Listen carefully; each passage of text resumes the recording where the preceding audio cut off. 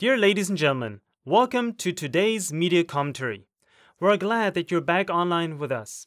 Today we'd like to talk about a very special day. This day is May 3rd, 2014, which was the 20th International World Press Freedom Day.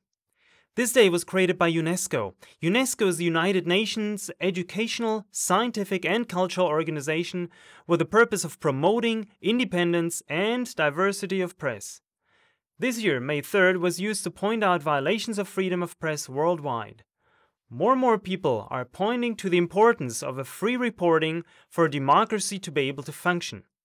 Reporters Without Borders yearly publish a ranked list of press freedom worldwide, and this time Russia, Iran, Syria, North Korea, and Cuba came off rather badly. Regardless of how true these rankings are, Klagemauer TV wants to shed some light on facts which aren't reported on our radio and TV shows. Statistics from 2011, for example, reveal that only 6 newspaper agencies own almost half of all newspapers, with the German stock company Axel Springer SE alone owning almost a fifth. In Switzerland, beside the state-owned Swiss radio and television company SRG SSR, 3 media companies control almost all media. These are Ringier Holding AG, NZZ Group, and Tamedia. In Austria, it's quite similar with the newspaper Kronenzeitung, which is read by almost half of the Austrian population and therefore has an enormous influence of forming public opinion. It becomes even more interesting, though, if you take a closer look at the news agencies which process news daily and sell them worldwide to print media, TV, and radio stations. In Germany, Switzerland, and Austria, there are only 3 in total. The German Presseagentur DPA, the Swiss Depeschenagentur SDA, and the Austrian press agency APA. Having a monopoly of the news in each of their own countries, they work together closely. Furthermore, they're under the ownership of their national media companies. Well, let's take a look at the international press. In the United States of America, there were 50 companies controlling the media in 1983. Today, there are only 6 which control all that we see and read.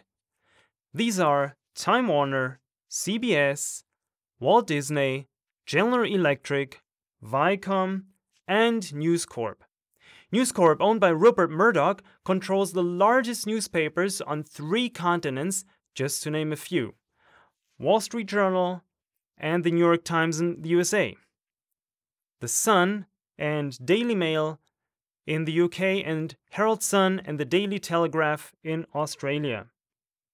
In Australia, News Corp and Fairfax are the 2 dominant companies. In 2011, for example, 86% of all newspapers were sold by these 2 companies. In Great Britain, News Corp again is one of the largest newspaper publishers, printing 1/3 of all newspapers. Jim Morrison once said, "Control the media and you control the minds of the people." Dear ladies and gentlemen, what looks like a great diversity in media, in truth, is just an entanglement of a few corrupted media conglomerates which control the flow of all the news. Not just these facts, dear ladies and gentlemen, but also the way the press has acted in the Ukrainian conflict clearly shows where the freedom of press is at. Ukraine banning Russian journalists from entering their country is a tragedy that no Western media is reporting on. The best example of infringement on and abuse of the freedom of press, however, is shown by the EU.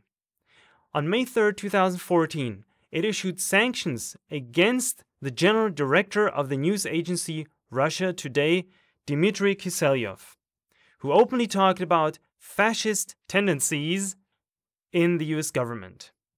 This obviously offended the West so much that they simply put him on the EU's list of Russian politicians and businessmen who are not allowed to enter any member country of the EU and whose bank accounts are being blocked in EU countries.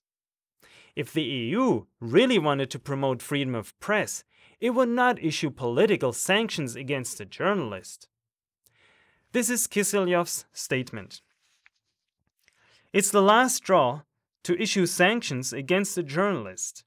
This attack on the freedom of speech directly contradicts the European documents of human rights. Dear viewer, become active yourself in the battle for real freedom of press. For example, by recommending this broadcast of Klagemauer TV to others. Have a good evening and see you next time.